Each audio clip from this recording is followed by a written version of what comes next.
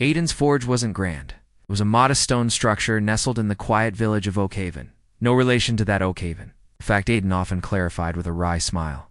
Thor from the bustling adventurer guilds and monster-infested wilds that defined the system-integrated world of Ethel. Aiden himself wasn't built like a hero. Lean and wiry, with calloused hands and perpetually smudged cheeks, his focus was on the intricate dance of hammer on steel, not the clash of sword against beast. When the Great Integration had swept across Ethel, a decade prior, imbuing all living beings with stats, skills, and the potential for level-based progression, Aiden had received his class with a shrug and a quiet resignation. Apprentice Blacksmith. While his peers were eagerly grinding levels, fighting goblins and dire wolves, Aiden found himself drawn to the comforting rhythm of the forge, the transformative power of heat and hammer. Years passed. And while adventurers soared in level, unlocking powerful spells and devastating combat skills, Aiden diligently honed his craft. His hammering expert, smelting master, tempering master, and countless other crafting skills steadily rose. He learned the subtle nuances of different ores, the precise timing of each hammer blow, the secrets of imbuing metal with elemental energies. One fateful day, as he hammered a piece of mithril under the desert sun of Tucson, a detail of his past he still chuckled about. The system inexplicably preserving some geographical names, a notification flashed in his vision. Unlike any he had seen before, unique condition met. Unwavering dedication to craft, hidden class unlocked, divine artificer, passive skill acquired, item ascension. Aiden blinked, nearly dropping his hammer on his foot. Divine artificer. He had never heard of such a class. An item ascension. The description was cryptic. Items crafted by the divine artificer possess the potential for independent growth and skill acquisition based on their purpose and use. Intrigued, Aiden finished the mithril ingot and decided to test this new skill. He took a simple iron dagger he had forged earlier, unremarkable, with basic stats, and focused his intent. Ow. Channeling a bit of his mana, which, admittedly, was still pitifully low compared to even novice adventurers, into the blade. Nothing seemed to happen immediately. He shrugged, placing the dagger on his workbench. Later that day, a young boy from the village, eager to play the hero, asked Aiden for a weapon to defend himself against stray desert scorpions. Aiden, with a kind smile, offered him the iron dagger. A few weeks later, the boy returned, his eyes wide with excitement. "Mr. Aiden, this dagger, it's amazing." He held up the simple iron blade, which now bore a faint, silvery sheen. "I've used it to fight off so many scorpions, and it feels stronger now. Sometimes, when I swing it just right, it's like it knows where to hit." Aiden took the dagger, his heart pounding. A notification confirmed what the boy had described. Item crude iron dagger has leveled up. Current level. 2 stats increased. Sharpness +1. Durability +1. New passive skill acquired. Scorpion Slayer Novice. Slightly increased damage against Scorpion-type monsters. It worked. The items he crafted could level up and gain skills based on their use. Aiden, the unassuming blacksmith with a level cap stubbornly stuck at 1, had found his unique path to influencing the world. He wouldn't be the hero wielding legendary weapons. He would be the one who created them.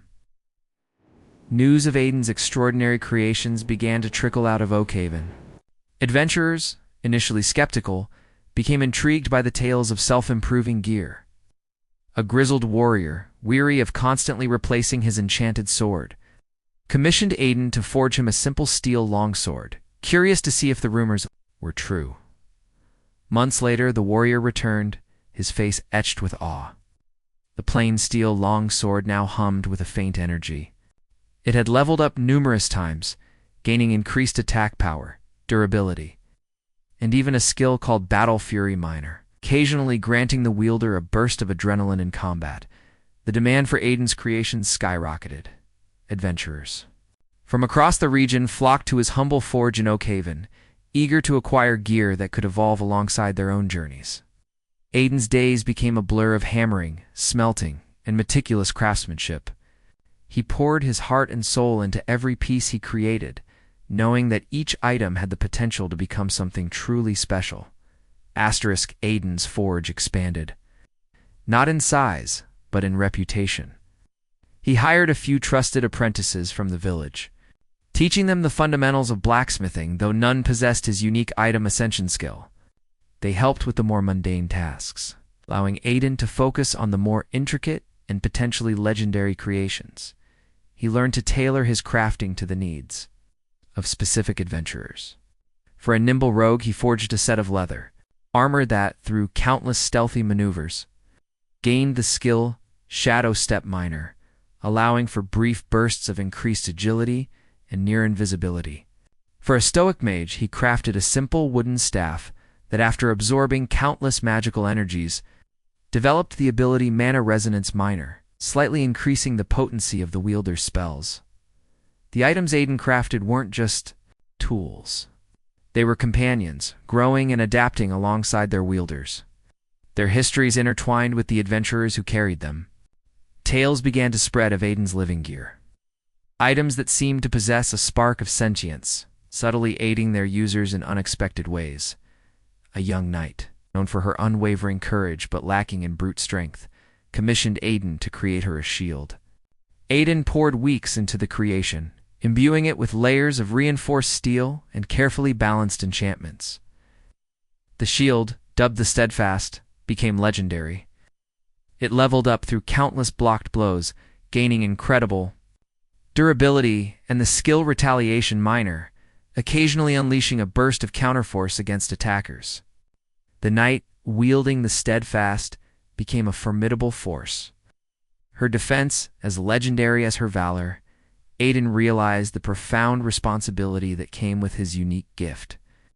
The items he created could shape the destinies of heroes, influencing the balance of power in the world. He became meticulous in his craft, always considering the potential impact of each creation. He refused to forge weapons for those he deemed to have malicious intent, his humble forge becoming a bastion of sorts, equipping those who fought for justice and the greater good. His level remained stubbornly at 1, his personal combat stats negligible. But through his creations, Aiden became a silent, yet powerful force in Ethel. He was the unseen hand that armed the heroes, the quiet craftsman whose legendary items turned the tide of battles. One day, a figure cloaked in shadow arrived at Aiden's forge. The air around them crackled with a faint, ominous energy. Even the usually cheerful apprentices fell silent, sensing the immense power radiating from the newcomer. The figure finally lowered their hood, revealing the stern visage of High Commander Valerius. The leader of the Royal Knights and a hero renowned throughout the kingdom, his legendary greatsword, Oathbinder. A blade said to have been blessed by the gods themselves, was sheathed at his side. Blacksmith Aiden, Valerius's voice boomed, echoing in the forge. I have heard tales of your unique craft. Items that grow in power alongside their wielders. Aiden nodded, his heart pounding. A commission from High Commander Valerius was an honor beyond measure. I require a new weapon, Valerius continued, his gaze intense. Something capable of facing the shadow blight that encroaches upon our lands. Oathbinder is strong, but the darkness grows, and even its divine power may not be enough. This was a commission unlike any Aiden had received before. The shadow blight was a creeping corruption, spawning hordes of monstrous creatures and draining the very life from the land. A weapon capable of combating it would need to be more than just powerful. It would need to be imbued with resilience against the darkness itself. Aiden accepted the commission without hesitation. He knew this would be his greatest challenge, the ultimate test of his skill as a divine artificer. Valerius provided him with rare and potent materials, fragments of solidified starlight, scales shed from ancient dragons, and cores of pure elemental energy. For weeks, Aiden toiled in his forge, the heat intense, the rhythmic clang of his hammer a constant song. He poured all his knowledge, all his mana, all his very essence into the creation. He envisioned a greatsword not unlike Oathbinder in form, but imbued with a radiant inner light. He layered the starlight fragments into the core of the blade, hoping to grant it an inherent resistance to shadow. He wove the dragon scales into the hilt, seeking their legendary durability and connection to primal magic. And he carefully integrated the elemental cores, aiming to give the blade the ability to channel different forms of elemental energy. The process was arduous, pushing Aiden to his very limits. There were moments when the materials threatened to shatter, when the enchantments flickered and died. But Aiden persevered, his dedication unwavering. Finally, after what felt like an eternity, the greatsword was complete. It pulsed with a soft white light, its polished surface reflecting the heat of the forge. It felt alive in Aiden's hands. Humming with latent power, he presented the blade to Valerius, his heart filled with a mixture of pride and trepidation. The High Commander drew it slowly from Aiden's hands, his eyes widening in awe. "It is magnificent," Valerius breathed, the light of the sword illuminating his face. "What name have you given it, Blacksmith?" Aiden had been so focused on the forging process that he hadn't considered a name. He looked at the radiant blade, at the hope it represented against the encroaching darkness. And a name came to him. "I call it Lightbringer," Aiden said. High Commander Valerius wielded Lightbringer against the Shadow Blight, and the weapon lived up to its name. The blade cleaved through shadow creatures, as if they were mere wisps of smoke, its radiant energy burning away the encroaching darkness. With every victory, Lightbringer grew stronger. Its inherent resistance to shadow intensified. It learned to channel different elements with devastating effect, unleashing blasts of searing flame, bolts of crackling lightning, and waves of bone-chilling ice. It even developed a skill called Aura of Hope Minor, radiating a comforting energy that bolstered the spirits of those fighting alongside Valerius. Tales of Lightbringer's power spread throughout the kingdom, solidifying Aiden's reputation as more than just a skilled blacksmith. He was a legendary creator, a crafter of god-tier artifacts. Yet Aiden remained in his humble forge in Oakhaven, continuing his work, accepting commissions from ordinary adventurers and renowned heroes alike. He understood that his true strength lay not in wielding power himself, but in empowering others. He found immense satisfaction in hearing stories of the gear he had crafted playing a crucial role in overcoming challenges and saving lives. His level still hadn't budged from one, and his personal combat skills remained non-existent. But he had found a different kind of progression, a different kind of glory. His legacy would be etched not in the annals of great warriors, but in the legends of the extraordinary items that bore the mark of his forge. Years passed. The Shadow Blight was pushed back, thanks in no small part to Valerius and Lightbringer. Other god-tier items emerged from Aiden's forge, a suit of armor that could regenerate from grievous wounds, a bow that never missed its target, and a staff that could command the very elements. Aiden, though still level 1, was revered throughout Ethel. Adventurers sought his counsel, not just for his crafting expertise, but for his wisdom and understanding of the world. He had become a pillar of the community, his humble forged a place of hope and creation. One day, a young apprentice, eager to understand the source of Aiden's unique power, asked him, "Master Aiden, why is it that your items can level up and gain skills, but you yourself, you remain as you are?" Aiden smiled, a knowing glint in his eye.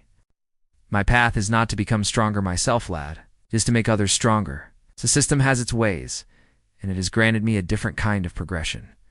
My levels are not measured in personal power, but in the potential of the creations I send out into the world." He gestured to a newly finished sword, its steel gleaming. "This blade," he said, "it starts as a simple tool. But with each swing, each battle, each life it saves, it will grow. Its potential is limitless. And in a way, that reflects my own journey. I may not gain levels, but my understanding of my craft deepens with every piece I create. My ability to imbue items with potential. That is my true progression." As if to emphasize his point, a notification flashed in Aiden's vision. A rare occurrence these days, passive skill item ascension has reached a new tier, divine item evolution. Description updated. Items crafted by the divine Artificer now possess an increased rate of growth and a greater potential for skill acquisition. They may even develop unique, unforeseen abilities based on their experiences. Aiden chuckled softly. The system, it seemed, had its own way of acknowledging his dedication. He might be level 1, but his potential, like that of his creations, was truly He was the god-tier blacksmith, the silent architect of legends, and his story was far from over. The world of Ethel would continue to be shaped by the extraordinary items that emerged from his humble forge, each one a testament to the power of unwavering dedication and the unique magic of a truly gifted craftsman.